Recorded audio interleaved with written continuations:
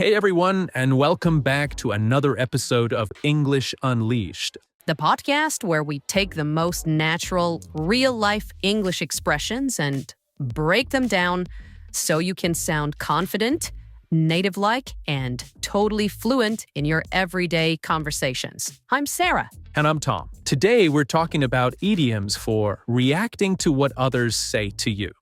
These are super common expressions in everyday chats with friends, family, even strangers on the train, but also with colleagues in the workplace.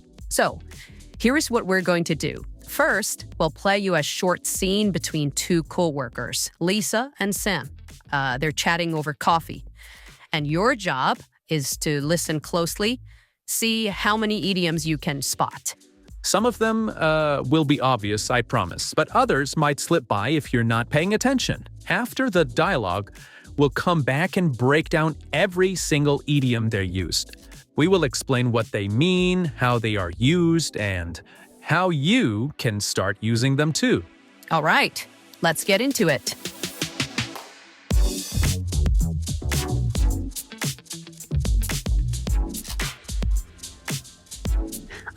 I'm really glad this week is over. It felt long and, honestly, a little frustrating. Yeah, same here.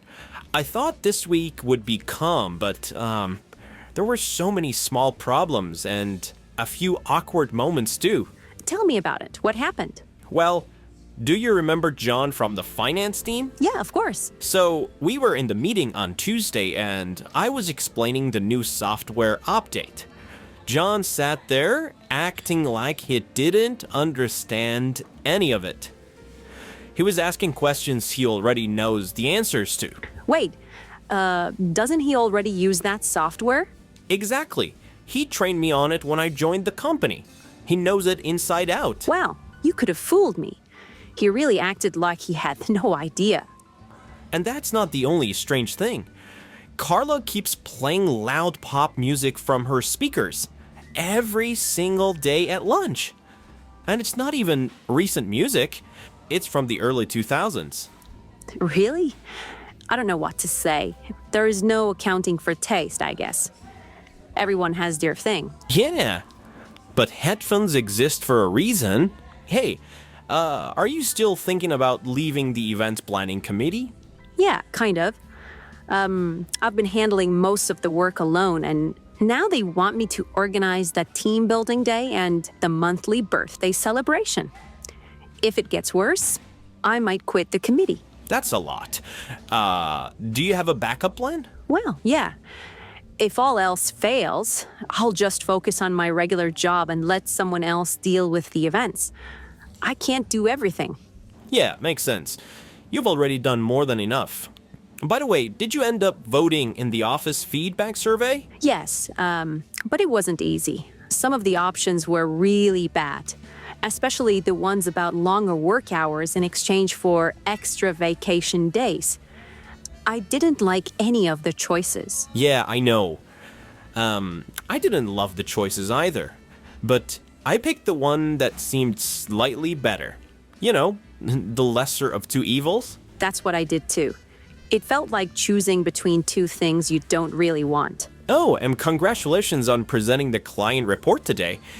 You did well. Thanks, but it wasn't even supposed to be me. Kevin was supposed to do it. But this morning, he said he wasn't feeling well, and the manager asked me to step in. I didn't have much time to prepare. Really? You looked confident. Honestly, I didn't plan to present, but Kevin stepped back. The manager looked at me. I said I could help. And then, one thing just led to another. And suddenly, I was in front of the whole team. But I think you handled it really well. Maybe, but I still feel embarrassed about what I said to Julia yesterday. We were chatting during lunch, and I said her presentation was better than I expected. Oh no, did you take it the wrong way? Yeah, she didn't say anything, but her smile disappeared. I tried to explain, but I guess it was too late. I meant it as a compliment. That's one of those moments where you'll never live it down. Exactly. I'll probably be thinking about that for weeks.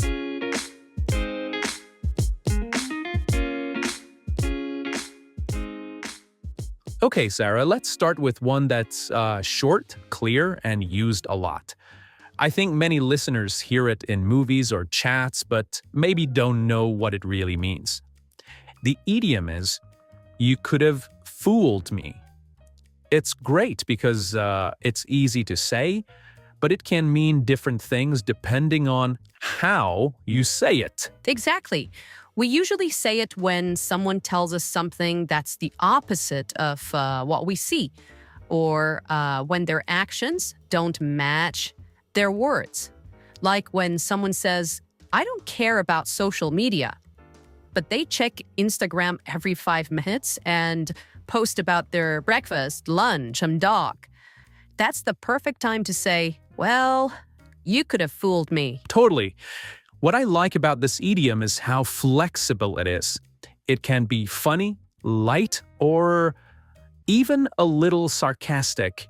It can also be a nice thing to say, like if someone says, "I'm not good at public speaking," and then they give an amazing speech, clear and confident, you can smile and say, "You could have fooled me." It's just like saying, "Wow, I didn't expect that. You were great." Yeah, and how you say it is really important. You can say it in a fun way with friends, or use it to gently point out when someone's words don't match their actions. But you can also say it in a stronger way if you're annoyed or think someone isn't being honest. So sometimes it's friendly, and sometimes it's a little sharper. True. I've used it in both ways. I remember in my first year at work, there was a guy who always said he was super low-key and didn't like attention. We believed him until he planned a huge birthday party for himself with a theme, dress code, photographer, and even gave a speech about himself. I turned to a coworker and said, "Wow, he could have fooled me." We laughed so hard. It was nothing like what he said he was. I've had similar moments too, especially when people act like they're not good at something. Like someone says, "I'm bad with tech." But then they fix the printer, connect all the devices, and install new software like it's easy. That's when this idiom just pops out. It shows surprise, but also a bit of praise. Yeah, sometimes it shows respect too. But to our listeners, you should be a little bit careful because how you say it matters. If someone says, "I was being rude," after they were rude, and you say, "You could have fooled me," it sounds sarcastic. It's not nice, actually. Exactly. It depends on who you're talking to and the mood. With friends, it's usually fun and light. But in more serious situations, it might sound like you're calling someone out. So you need to be careful.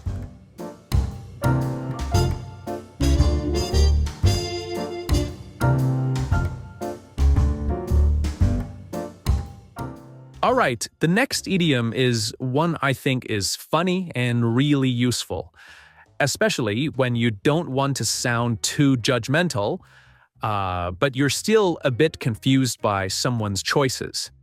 The phrase is, "There's no accounting for taste." Yeah, this one always makes me smile too. It's a polite way to say, "I don't get why people would like that, but I guess they do." It's a great expression when you don't want to offend anyone, even though you clearly don't agree with their taste. Exactly. Like you see someone dipping their French fries in ice cream, and you don't understand it, but you don't want to start a fight. So you just shake your head and say, "Well, there's no accounting for taste." Or when your roommate puts up 10 posters in your room and you walk in thinking, "Okay, this looks like a nightclub from another planet."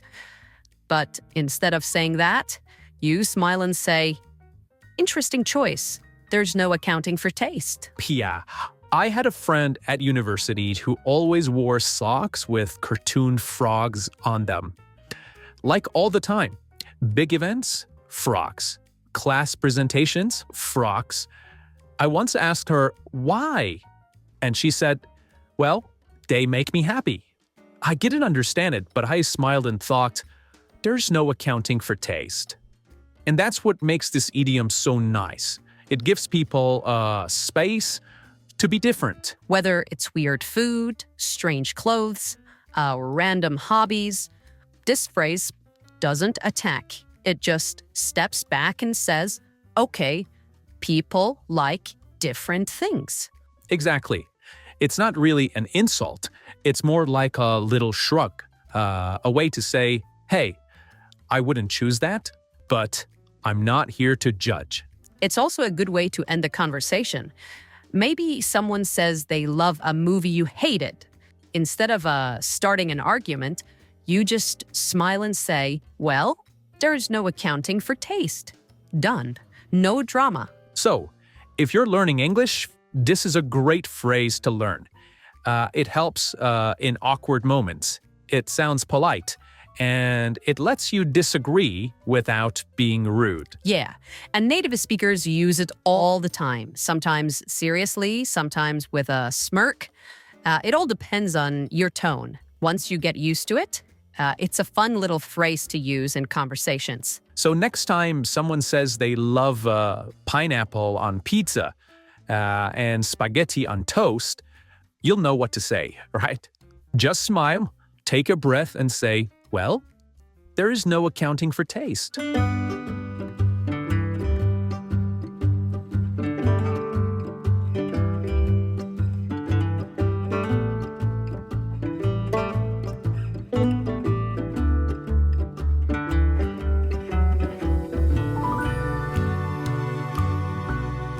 Okay, this next one is a classic. It's simple, useful, and something people say a lot, especially when they're making plans or trying to decide what to do.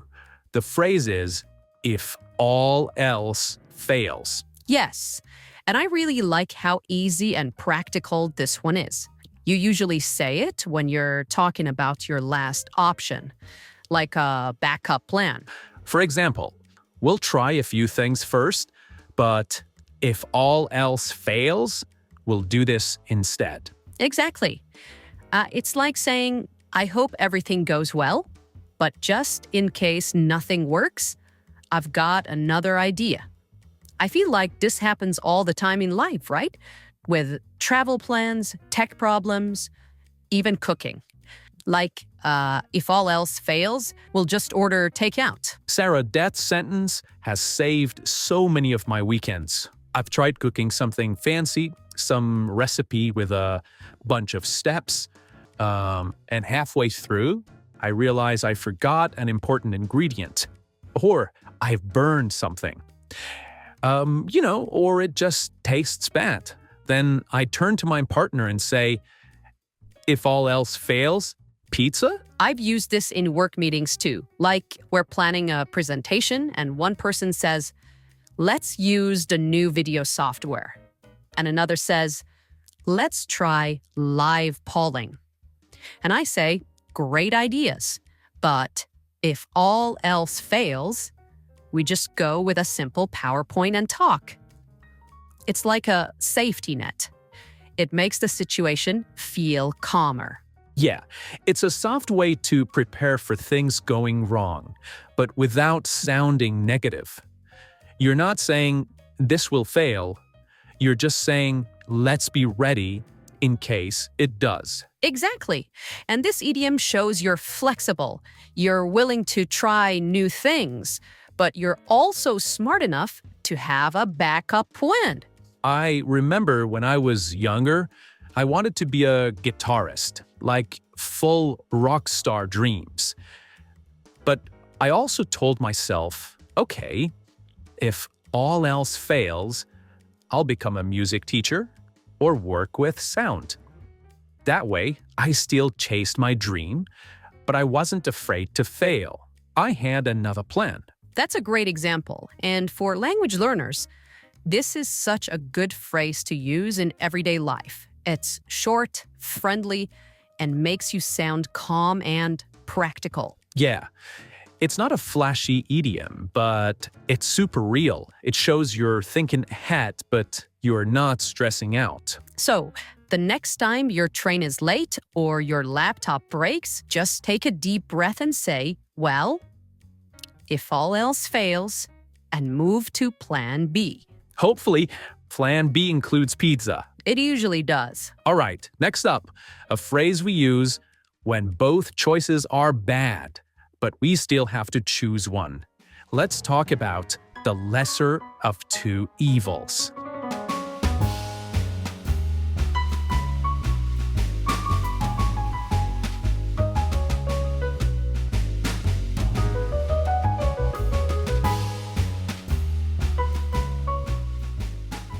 All right, here's a phrase I think many people can relate to, especially when you're stuck between two bad choices. You don't want either, but you have to pick one. The idiom is the lesser of two evils. Yeah, this comes up more often than we'd like. It basically means both choices are bad, but this one is a little less bad. It's not a happy decision. It's more like, okay, I'll go with the one that hurts less. Totally. This shows up in real life way more than we realize. I remember last winter, I was sick and had to choose between going to the pharmacy in freezing rain or waiting 3 more hours for a delivery. Neither sounded fun. But I bundled up and walked because I wanted to feel better sooner. Definitely the lesser of two evils. Oh, that's a good one. I had a similar experience once while traveling.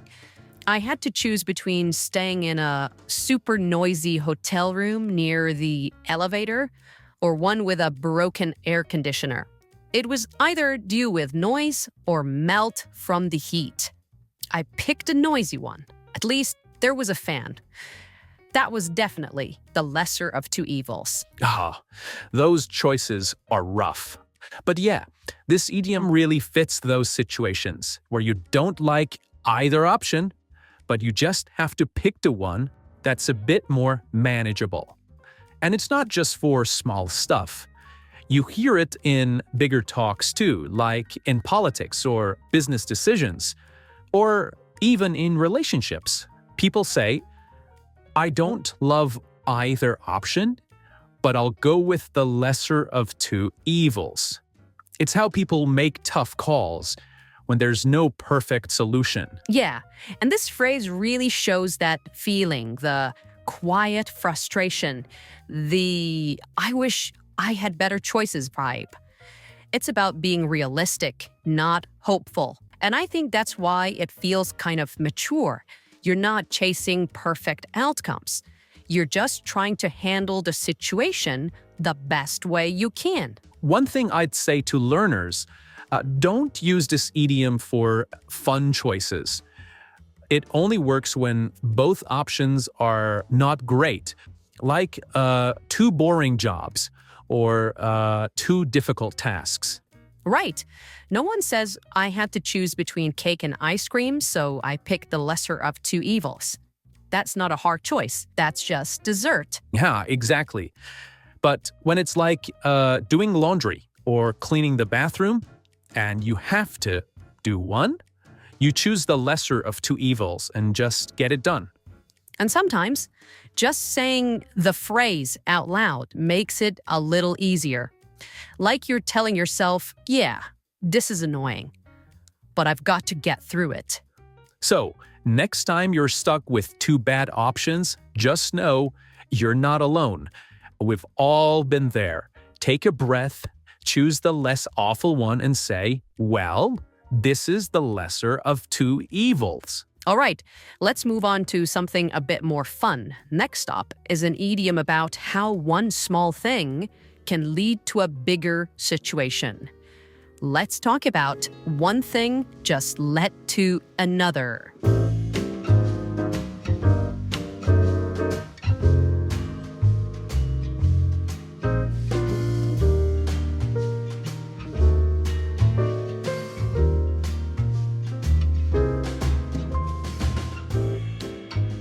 Okay, the next idiom is one I really love, and I use it all the time, especially when I'm telling a story and don't want to explain every little detail. The phrase is, one thing just led to another. Yes, this one's a classic. It's like a best friend for anyone telling a story. You use it when things happen step by step, kind of by accident. You're not lying, you're just skipping a few parts.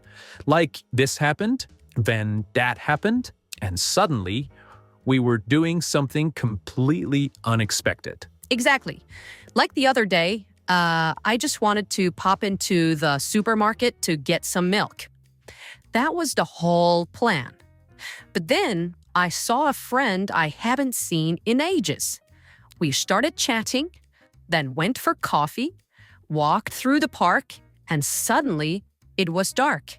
And I never bought the milk. One thing just led to another. That's such a perfect example, Sarah. It's like a little snowball that keeps rolling. Something small happens, and then suddenly you're in a totally different situation than you planned. And this idiom works for both fun stories and slightly awkward ones too. Like, I was just helping a coworker with one slide, then someone asked me to explain the whole thing. Then the manager walked in, and one thing just led to another, and suddenly I was giving the whole presentation. Yep, I've definitely been there. One time at work, I just offered to help move chairs for a meeting. I thought it'd take 5 minutes. Next thing I know, I'm setting up the projector and checking the speaker list. I remember thinking, wait, how did I end up in charge? But all I could say was, well, one thing just led to another. You know what else? This idiom is also great when you want to skip some awkward or private parts of a story. Like when someone says, we were just friends for a while, and then, well, one thing just led to another. Yeah. And usually that means something romantic happened. But they don't want to give all the details. Exactly. It's polite, it's soft, and it keeps the story going without making things uncomfortable. You're not hiding the truth. You're just fast-forwarding a little bit. So, to our learners, if you want to sound more natural when telling a story or explaining something that just sort of happened, try this phrase. It really helps connect moments without needing to explain everything.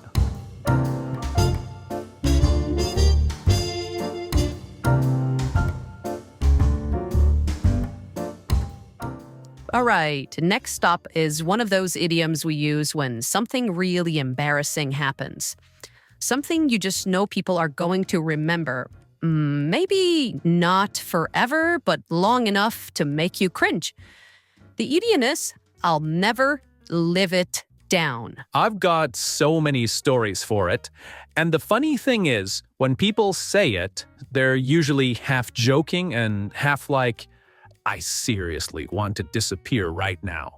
You say it when you've done something silly, awkward, or badly timed. And you know people won't let you forget. Yeah, and what's kind of funny is you will live it down eventually, but in the moment, it really doesn't feel like it. You just feel so embarrassed and wish you could take it back. Like, great, now everyone's going to remember this forever. Here's mine. And yes, it still comes up at every single work dinner. A few years ago, we had this big client visiting from another country. Everyone was nervous, trying to be, super professional. I was talking to him before the meeting and asked, so, when are you flying back home to Germany? And he smiled and said, actually, I'm from Austria. And I just wanted the ground to swallow me up. He was kind about it, but still, the second I sat back down, I thought, yep, I'll never live that down. Oof, That's rough. And somehow, these moments always happen in front of a crowd, right? Mine happened during my first month at a new job. I wanted to send a funny meme to one coworker, like, harmless joke stuff, but I accidentally sent it to the entire department, including our manager. No, that's the worst. Yep. As soon as I clicked send, I saw the list of names and just froze. I think I actually said out loud, "Help, I'll never live this down." And I was right. People joked about it for a whole year. Still do sometimes. That's what makes this idiom so perfect. You use it when you know your mistake is going to stick. Even if others forgive you or move on, you remember. It becomes this mix of shame and humor you carry around for a while. And honestly, sometimes it's not even a big mistake. It could just be a cringy moment, like tripping in front of a crowd or calling your teacher mom in front of the class. You say, "I'll never live it down," even if people laugh it off. Exactly. It's one of those phrases that makes a story more fun and dramatic, but in a good way. It shows that you're a bit embarrassed, but also okay with laughing at yourself now. Yeah. And that's something you'll hear in all kinds of places, at work, over lunch, in text with friends. It's everywhere. And since you're learning English, this is such a great phrase to add to your vocabulary. It works perfectly when telling funny stories about mistakes. It makes your English sound natural and real. So whether you sent the wrong email, said the wrong name, spilled coffee on your boss, or got caught, singing to yourself in the bathroom mirror, just laugh it off. Shake your head and say, "Welp, I'll never live it down." And hopefully everyone forgets before your next performance review. All right, that's the end of today's idiom journey. What a great list. Yep, super useful idioms, each with its own personality and perfect for real-life English. We'll be back soon with more episodes of English Unpacked. Don't forget to subscribe to our channel. The script of this episode is available in the link in the video description. You can download it for free.